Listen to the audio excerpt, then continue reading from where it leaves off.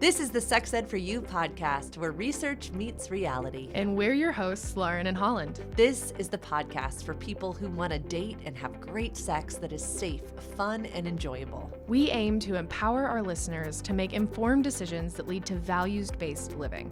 I'm Holland, and I have a Bachelor of Science in Public Health, and I'm the Director of Operations here at Sex Ed for You. And I'm Lauren, a Certified Holistic Sexuality Educator and the proud owner of Sex Ed for You.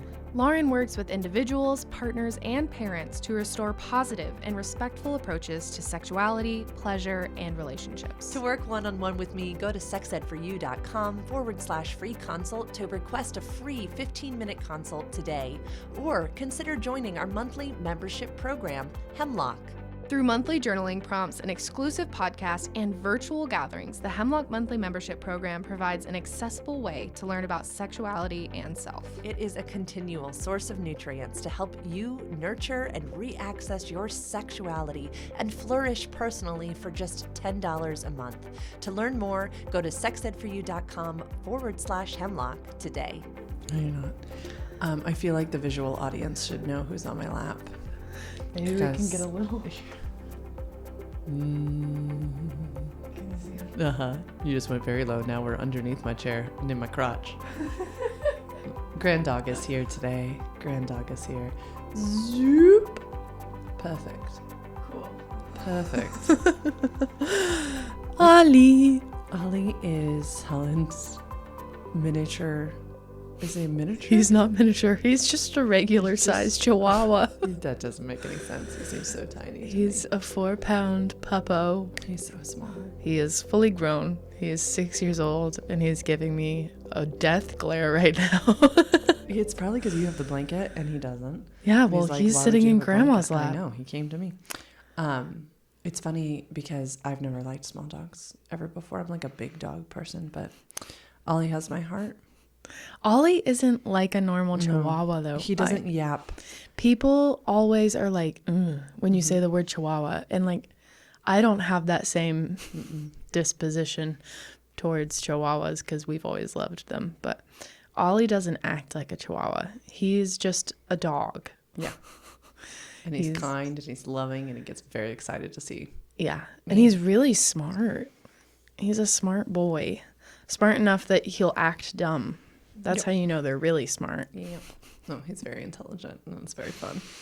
And Grandpa Trey had a dream that he contributed to his death last night. So we were all very happy to see him this morning. Very happy.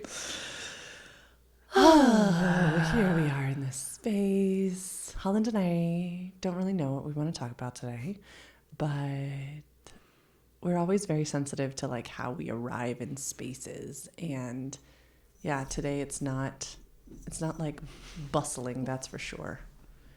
Yeah. You want to just speak to how you're arriving in the space? Sure. So y'all will see this next week, so it'll be a little bit past the eclipse, definitely. But this week we're speaking on Thursday after the eclipse. So Monday was the eclipse, and I've also started my period.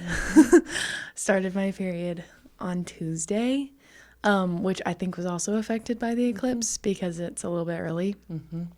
I've just been really emotional, very clumsy and brain clumsy. And yeah, just I'm being very gentle with myself because it's been like rough, but not like there's nothing that necessarily means it's been like the worst days of my life, but it's just been like just tough.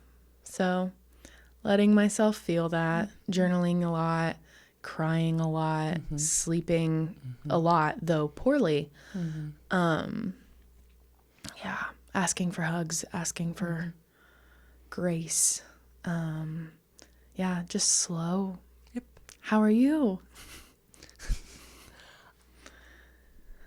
Ovulating or about to ovulate, so sleeping well, and I feel this like heightened awareness, which is interesting, a sense of groundedness,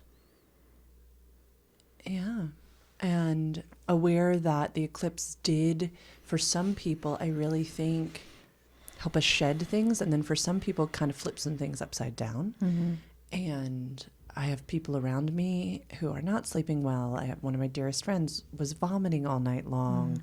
Yeah, you know, you showed up. I could feel your energy. And I feel very sensitive to it, and so thankful for a world in which we're all fully enough and only enough, and it just gets to be. And you know, I think it would behoove us all for me to talk about hemlock for just a second, because the reason Holland and I share, like, so often how we're arriving in a space is that I believe that each of us can show up in spaces as we are.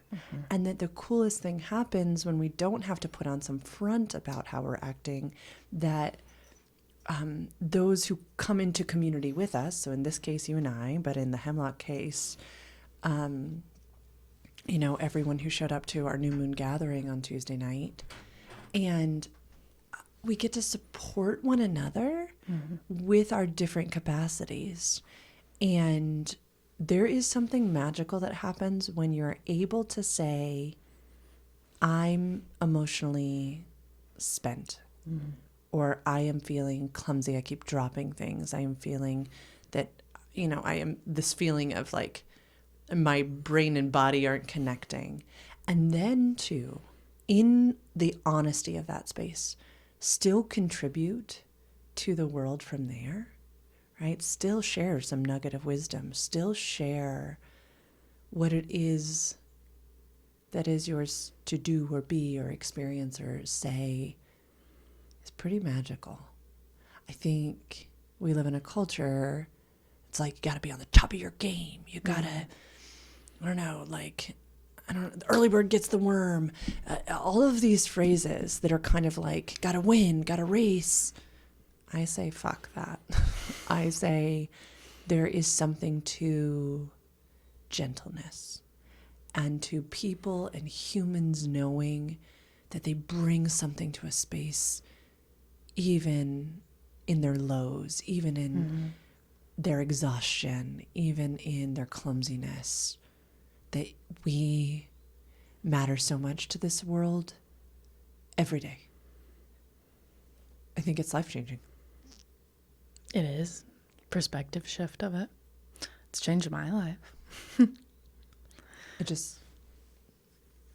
I think one of the reasons that it's so important to me for Hemlock, our monthly membership program, for how we work and operate this business, how I show up with my husband, how I show up with my kid, is that for whatever reason, I did not feel that that's how I could show up in corporate America, in my first marriage, in the nonprofit that I started and founded. I felt like, I had to have like a valid excuse if I was feeling like this. Like if I felt like I felt today, it couldn't just be like, it's just been a hard few days. Like for no solid reason, I can't point to something other than, the eclipse and my menstrual cycle.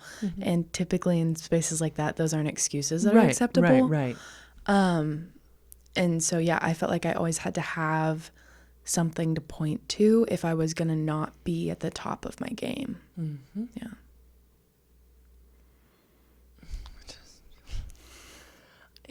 It's so interesting because people could probably be like, this has nothing to do with sex. Let me share how it does.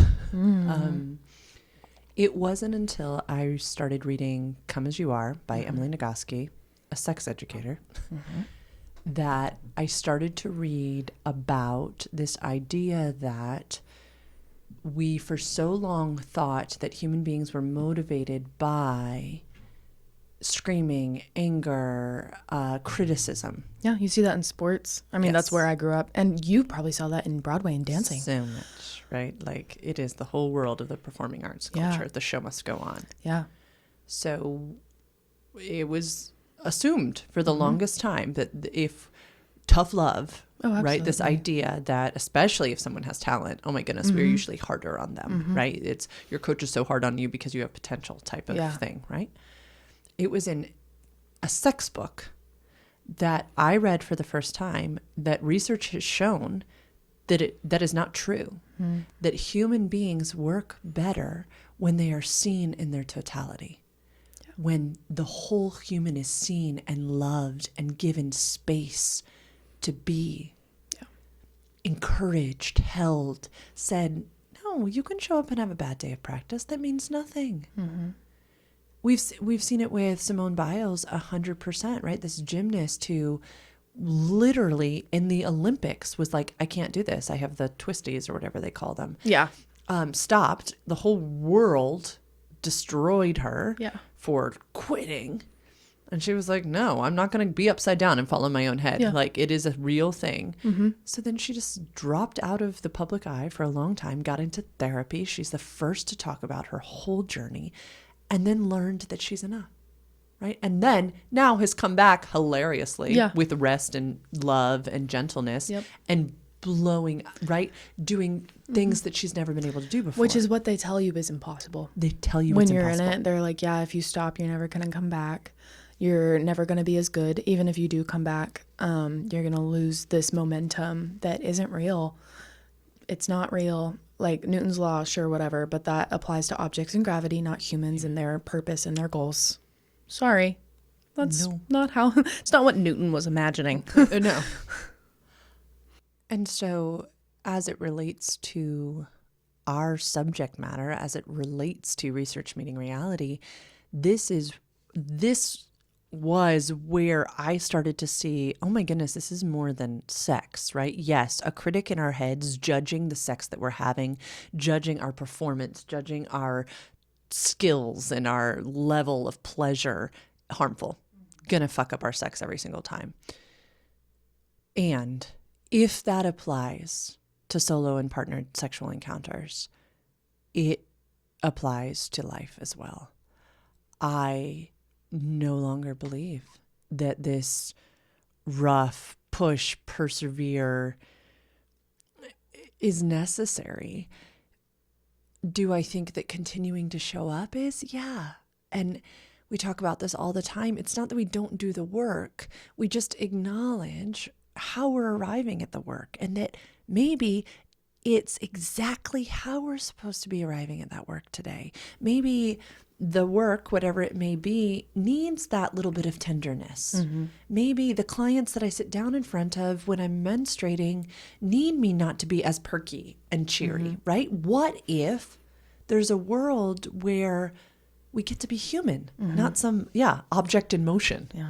I just love to think about it too. Lately, I have this posture of whatever is happening was meant to happen this way. Like, I can't fuck like whatever is going on. Like, it's not, I don't control that. The way I'm showing up, the way others are showing up, is meant to be, you know? And I mean that to the littlest, tiniest incidences of my life. Like, you know, if I get stuck in traffic, there's a reason. I'm not supposed to be at Kava at 12:01. I'm supposed to be at Kava at 12:15, and maybe it's because at 12:01 I would have gotten in a car wreck. Like, you know, there are just, it's not that dramatic, but like, I like to think that things happen for a reason, every single tiny small thing. And I think that applies in almost every like religious institution too. And I think it's a really cool way of looking at things. I think it's a really appreciative view of the life that you lead. Just seeing that things are the way they are for purpose, whether you want to put a purpose to it or not. But I like it. It brings me joy. It brings me peace. And it's helped me be less frustrated with myself when I feel this way, with the world when it's not keeping up with what I want it to do. Like, it's just really, it's just a different perspective. Two things. One, reminds me of your word that you said just is connecting to you all of a sudden, aligned. Yeah.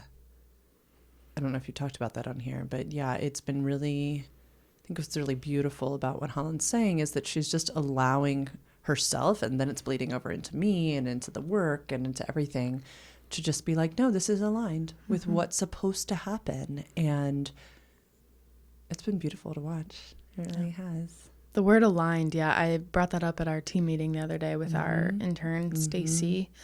I just kind of, feel like everything that I've been doing, be it, 20 minutes or 20 days later, I like can look at it and point to, oh, that's why that happened. And it's very interesting. But it's been really happening almost every day. There's something where I'm like, oh yeah, that was supposed to happen. And it's not something I planned. Like there was one day I edited this podcast 2 days earlier than I typically do. And it happened that Lauren and I had an all day meeting the day that I typically do it. I was like, oh, okay. Like it just happens to be that there are reasons I get urges to do things early or things I don't do on time like I theoretically am supposed to according to my own rules. It's just funny to be able to look back and be like, oh, there was a reason for that. So yeah, aligned is definitely the word that I've been feeling a lot lately. So beautiful. You've been giggling because I know you've heard it, my Audible books that have been going on. I've been really interested in this author, Peter Lipton, who's a cell biologist, because I heard him on a human design podcast and was like, how do I not know this man? And interestingly enough, he is from Westchester, which is where our monk is, which is where we are consistently going. Isn't that fascinating? Could we meet him? Now I want to. So he has a fascinating story. I encourage anyone to listen or read The Biology of Belief, and then also his book, The Honeymoon Effect. Honeymoon Effect is just fantastic, and all my clients, you're going to be hearing about it. But he shares that, for the longest time, we thought that DNA controlled our destiny. But now we really know that it's our environments as well. And his research obviously is in cells and the environments that cells are in. And so I was just thinking about, you saying, things are happening for whatever reason, but I also want you to make sure you give yourself the credit of you are allowing these things to happen within this container, this environment that is supporting your growth and believing in this is for me. So many people can get caught up in this, like, the universe is conspiring against me, that type of thing. But what I heard in that statement was, no, I believe, like, to use a Christian scripture phrase, all things are working together for my good. Like, I'm not supposed to be at Kava because I'm being protected from something. Instead of, I'm not supposed to be at Kava because the universe doesn't want me to have good things. Can you hear the difference? Like, you are putting on it this loving view, which matters.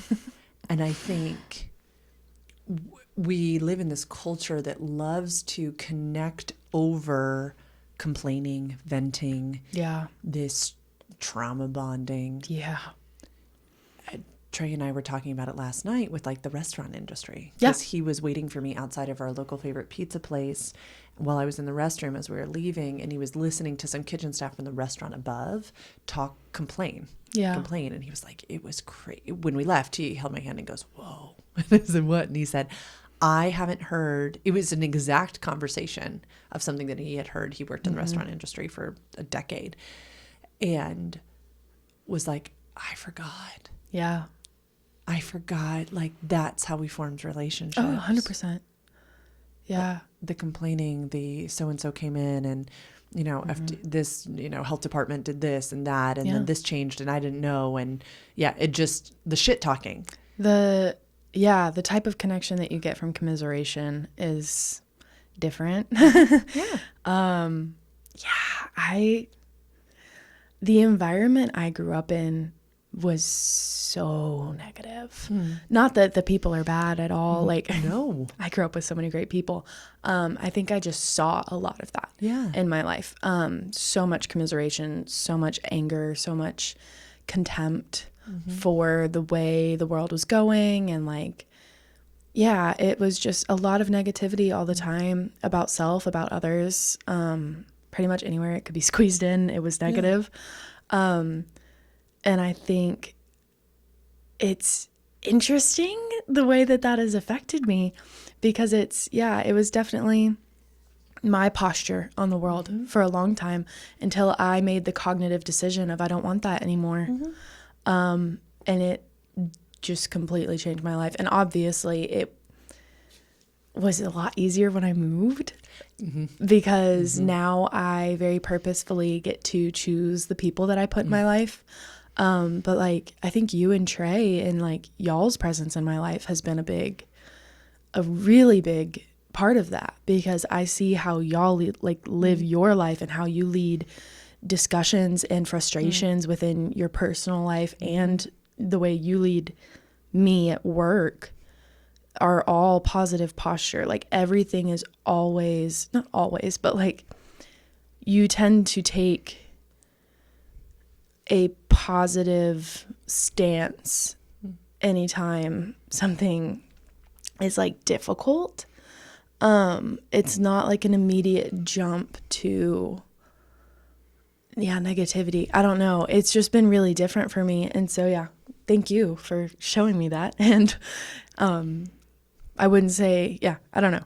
I'm just really grateful for it, but also proud of myself for choosing that and choosing to be a part of it and not being, and not so much just doing it to go with like the flow, but more so making a cognitive decision to change my own life and my own posture, and choosing the people to put in my life that go with that, because you've seen me remove people from my life recently that are not doing that. And it's been really, really cool. Now I have the research to back from listening to this Biology of Belief and Honeymoon Effect books that it matters. Environment matters. We can't grow in an environment that restricts us. We need things to grow. Trey is growing some plants in the corner of this podcast room, and he has like a whole daily routine with these plants, and they need that, right? Their environment matters. They are not going to thrive if they are not cared for and attended to. And I don't think we give it enough credit, the influence environment has on our personal and sexual flourishing. And I encourage anyone who listens to this podcast to start with some baby step. Start with simply an act of permission, just giving yourself permission to believe that there is an alternative.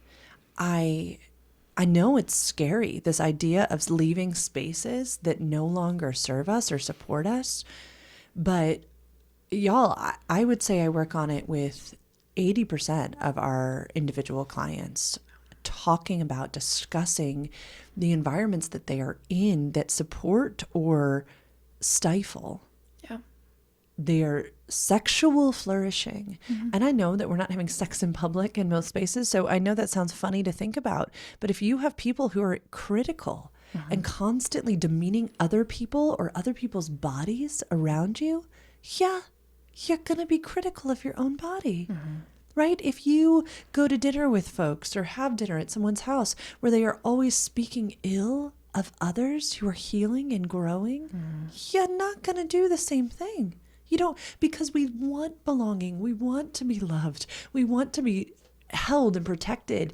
And if that is going to be threatened by the environments that we're in, we're not gonna. And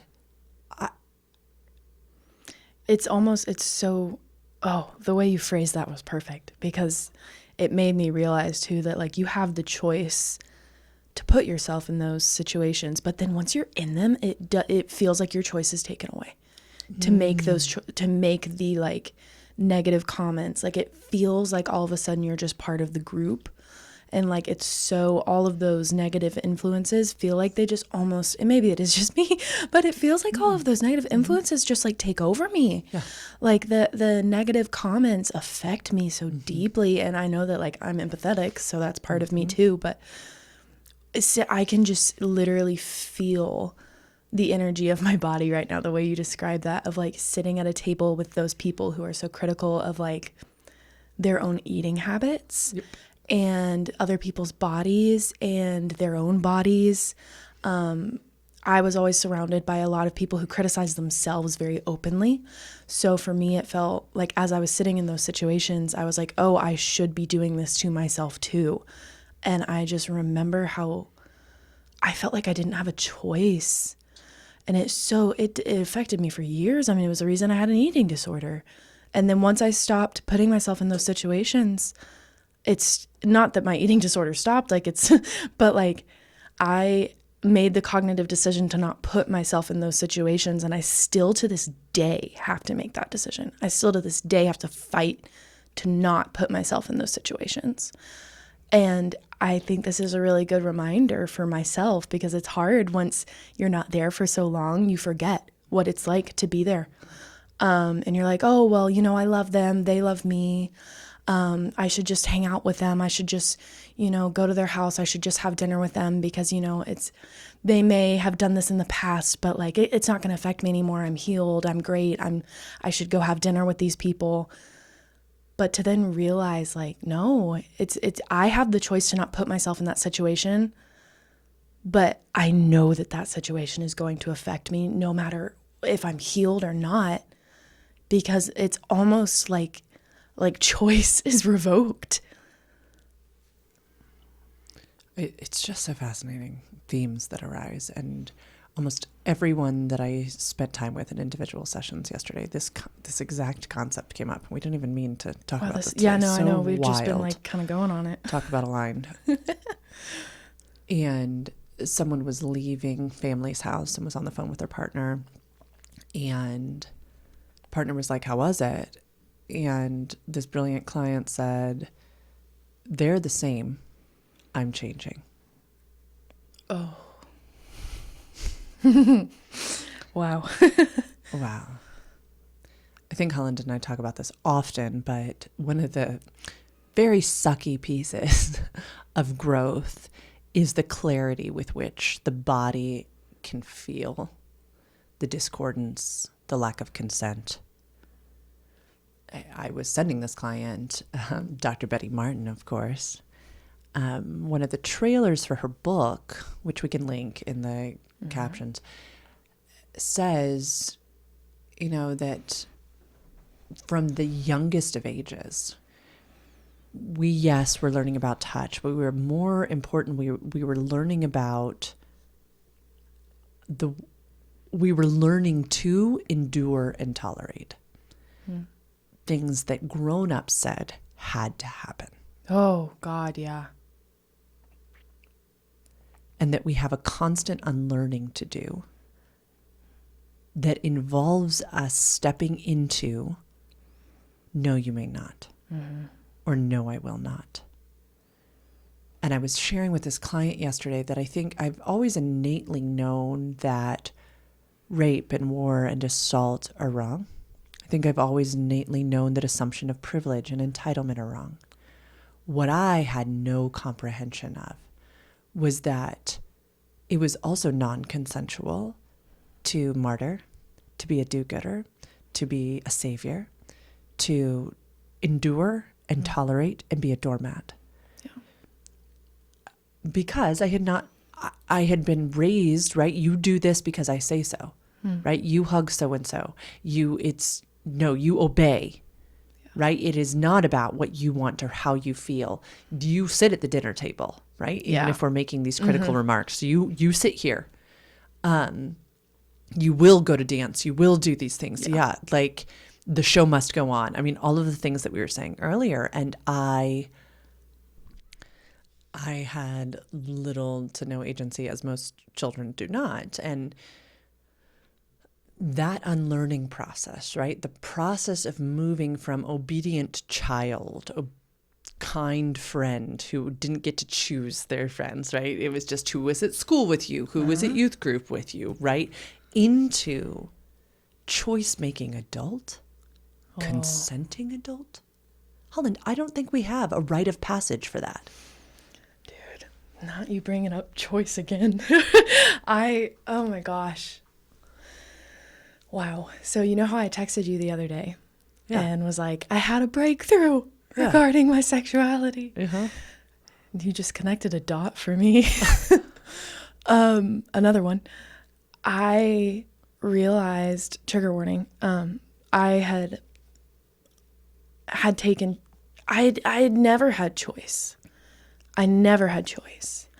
When I went to school, I felt like I didn't have the choice of who my friends were, not because it was, I don't know, not because it was just who was there, but because nobody ever wanted to choose me. Mm-hmm. And so I kind of felt like I was just choosing whoever chose me at that moment.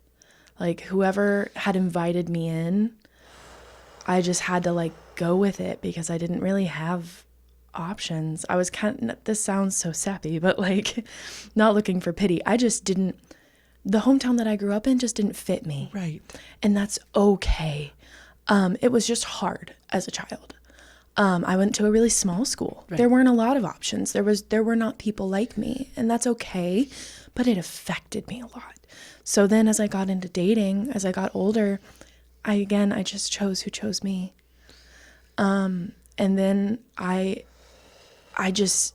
wasn't choosing was what happened. I was just going with it. And in that my first relationship, I was abused for so long because I thought I didn't have a choice. And now I'm at this stage where I'm doing so much healing and looking at my past and the way it's affected me. And you can hear me many, many times a day, especially in partnership or with friends, hear me say like, I don't know, I don't want to choose. I don't like making decisions. I don't like having to choose. And I never really connected it to the fact that I just don't know how. I never learned that skill because I never had to because I didn't have the opportunity to choose.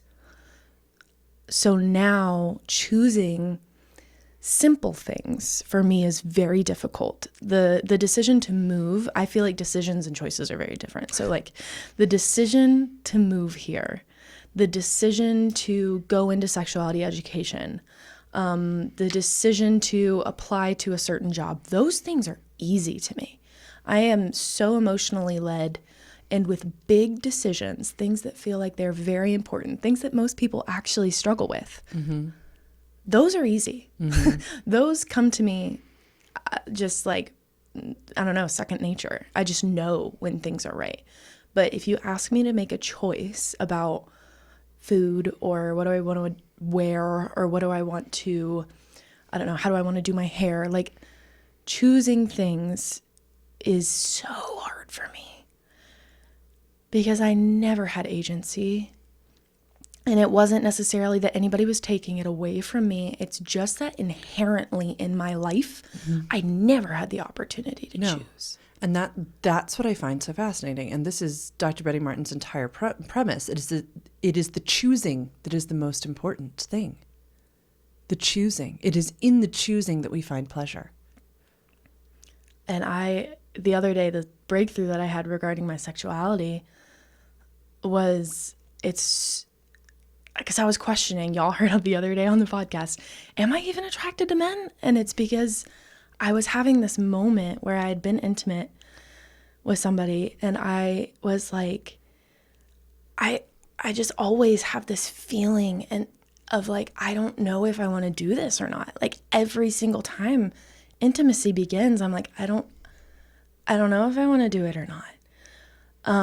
And I had this revelation of, it's because I feel like I can't choose. And I feel like the person I'm being intimate with needs to like passionately choose me for me to enjoy the moment. I have to feel like I am being chosen because I still don't really know how to choose.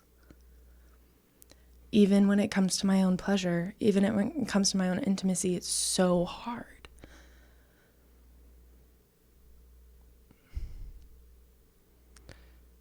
Y'all know about our 3-minute game that we talk about incessantly. It's why it's the foundation of Dr. Betty Martin's work. It's why we so often recommend it, because it requires us to choose. Mm-hmm. And I find it fascinating to observe people playing the 3-minute game and observe where they get stuck. Because it's always different, whether it's receiving or serving or taking or allowing. God. But what's so beautiful is that there's always choice, and it starts with that. Whether it's requesting someone to do something to us or it's requesting to do something to someone else. Because that was the thing that I couldn't comprehend, was that I had a responsibility to learn how to choose. Because in that, I was able to find what I didn't want to. Mm-hmm. I have a bunch of new clients coming on. Shout out to all of you. And so many of them have said, like, I want to know what's on the sexual buffet and then what I like. And I've been like, oh, I'm so damn proud of you. That is the best thing in the world. Somebody else said, like, I want to, with sexual partners, when they ask for something, like, know how to provide it. And I said, and know what you don't like providing? And their eyes were like, what? I said, yeah, there are things out there that we also should know are not our cup of tea. In sexuality education school, they take you through this thing called a SAR, a sexual attitude reassessment. And was one of my favorite parts of sex school. And it's the entire first weekend before you begin sex therapy or sex education. Everybody does it together. And it's kind of like a baptism by fire of every sexual thing out there. Because they never want you to then go into this field and sit down with somebody and hear about something for the first time and have your jaw hit the floor or make a yucky face, right? Yeah. And also, we need to know what is beyond our preference, what is beyond our limit, what would be re-traumatizing for us, what is not okay for us, because we get to be agents who choose. I am responsible for knowing what is and is not okay in my body. No one, this is why I am not kidding when I say that coming to an understanding of sexual health saved my life. I had never been offered an opportunity to consider what my choices would be. And that it was of dire importance that I learn what they were so that I could communicate them to the people around me. Talk about a developmental thing that most people should be given opportunity to do. Yeah. It's weird to me that it's not part of our culture to do that. You and I were just talking earlier about school systems, right? And that's the education that most humans get in this country is flawed, right? It is, you sit there and listen to me. And it's been the same for so long. For literally since we started this country, we've been educating the same way. It's confusing. Yeah, I don't know why we do it.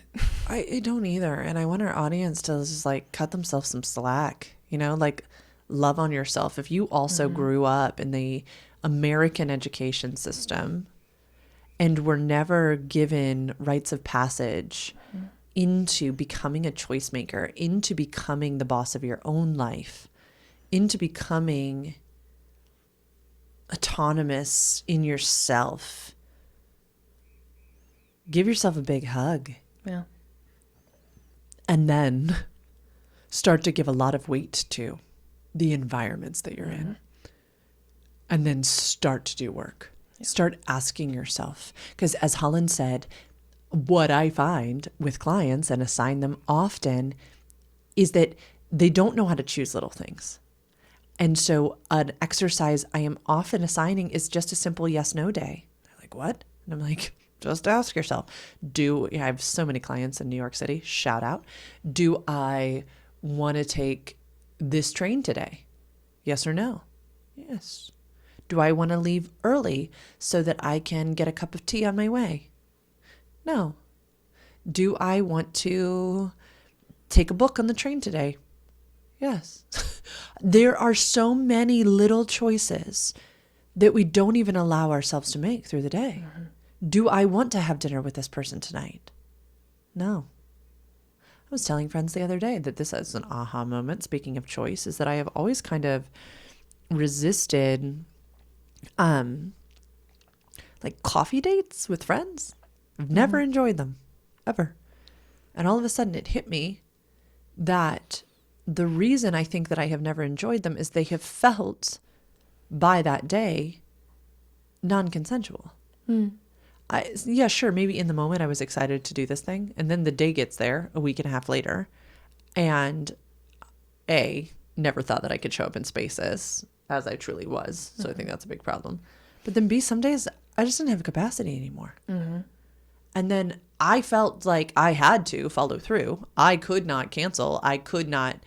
And all of a sudden this hit me when I was sharing with clients about not scheduling sex, but scheduling spaces for play and connection. And then if sex comes out of that, awesome. But what's most important is that time of connection and intimacy and shared relationship and joy. But that could be cuddles. That could be a board game. That could be a walk holding hands.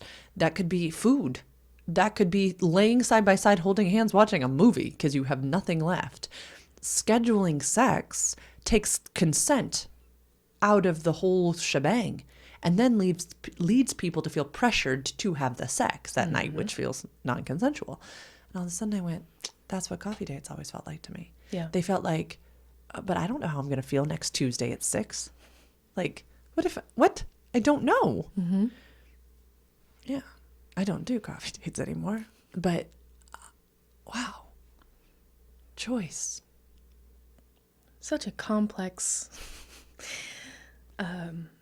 concept. Yeah. And foundational. Yeah. And it just, it's interesting how it can change so many aspects of your life. I think what you said earlier too about having the yes/no day is really interesting to me because for those of you that don't know, I have OCD. So for me, I overthink. Like my brain is just really loud. And I think about a lot of things in a different way than most people do. So to ask I've never done the yes/no day. And that sounded really intriguing to me because I don't make choices as I go through my day. I kind of just follow my train of thought. I don't know if that makes sense. But I just I just kind of constantly have like a narration going on in my mind. So I just follow that rather than making choices. I just go. So I never really think about what I'm doing as a choice. It's more so just like happening. Right. So I think that could be really interesting for me. I'd love to see how it feels in your body because it might not be as effective and it'd be fun to share. Yeah, because I want everyone to know, like we always say on this podcast, these are opinions. What's fascinating to me, what Holland just brought up, is our brains are different and all of our brains are different. And what works for one person does not work for all people. And it's always okay to try something and be like, that didn't work for me. But what I found was this little nugget that led me to do it this way. That's beautiful. I think we often get stuck on like, oh, I failed at that experiment instead of, oh, that experiment really did not go well. And it led me to instead ask this question of myself, which this worked for my brain. Cool. I am a generator with sacral authority in human design, if you hadn't heard that before. And we are meant to be asked yes or no questions. I can feel it in my body, the or And I think that we all would be served by having a day, just one day, where we try to ask ourselves a lot of questions or give ourselves a lot of choices to see. Because I think you're exactly right. I think most of us are almost like, it's like we hop in a little raft on a river and we just float down the river of the day. And then we're like, wow, that day did not. But at what point did you choose? At what point did you choose? And I think probably for people with emotional authority like yourself, what matters so much, maybe even more so than mine, are the environments. right? Because if you're in a safe environment, if somebody built you a great little raft and it's a sunny day and you wanted to be on the river, grand. I love following other people's intuition and like desires. It is so fun for me to just be along on the ride if the ride is pleasant. Right. I will always defer. Right. Like, oh, what do you want to do? Right. What do you want to do? And that's good until it's not. Until it's not. Until it's not. So yeah, I don't think that we all need to change our personalities and become. I do think that's restful, right? And we talk about it in the sex ed world as like dominance and submission, right? There are many people who enjoy submission in a sexual encounter because they don't want to make any more decisions, right? Trey and I went on a date a couple weeks ago and he was like, what do you want to do? And I said, the only thing I want to do is not make any decisions this morning. That my choice is that I have had the most beautiful week with my clients, but what I actively spend time doing in sessions is helping them solve problems, coming up with creative solutions. It's my favorite thing in the world. And by my weekend, by Sunday morning, brain's done.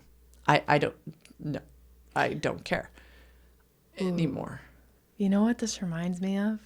I have been seeing so much lately about just kind of the mental toll of womanhood and how, we are always solving problems. Not to say that men don't, but this just kind of sparked my memory and creativity, is that, we are constantly creatively solving problems. I'm a projector. You talked about human design. I do it too, and I'm sure Trey does it also, of just like solving all the time and planning. I plan so much all of the time and just constantly. I feel like, I'm making so many choices that aren't pertinent to me. Yeah. And so then when it comes to me, I'm like, no. I mean, I've been for years in relationships always wanting like someone else just plan the date. Like you just plan the date. I would love to go on a beautiful, lovely date that I didn't plan or something. Yeah. And I think that happens a lot. It does. I can tell you that I see it every single solitary day. And I think that we do deserve that. And there's been some interesting research into the fact that women specifically do it, gendered women, in order to survive, in order to be chosen, to be adaptable, to be hired, to be the right mate, to be kept around. And that is patriarchy at its finest. So A, how sad. B, and it's interesting because a client, shout out, sent me in the Sex Ed for You Insta, you might have even seen this, a video where a woman's complaining kind of about this, but here's where we can go, I'm all about the pendulums. Here's where we can swing too far in the other direction, is to a place of victimization and not doing some work to decide what we do want. We still need to choose, and then we need to present those choices to someone.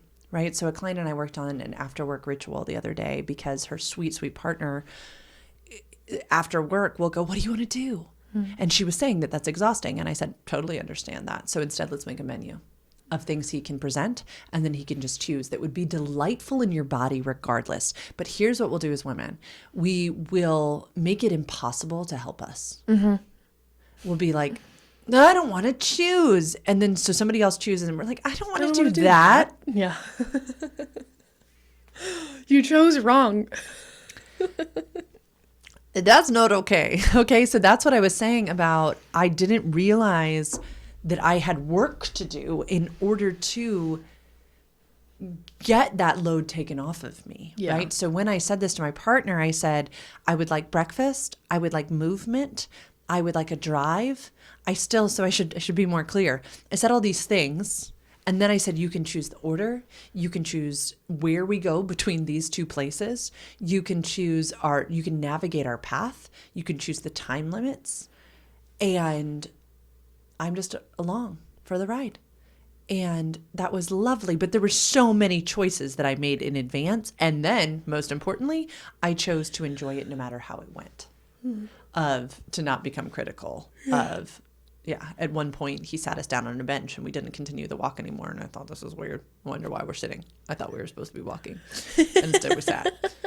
And then he walked us back to the car and we took a beautiful drive and it was all wonderful. And then later that day, we went to the grocery store and it was traumatic for me because everyone and their mother was in there and it was too much energy for my body. And we got back in the car and I was sharing that I literally almost I did have a panic attack in Kroger, but I didn't leave like I wanted to. And he goes, that's so interesting. And I said, why? And he said, do you know why we stopped our walk when we did? And I said, no.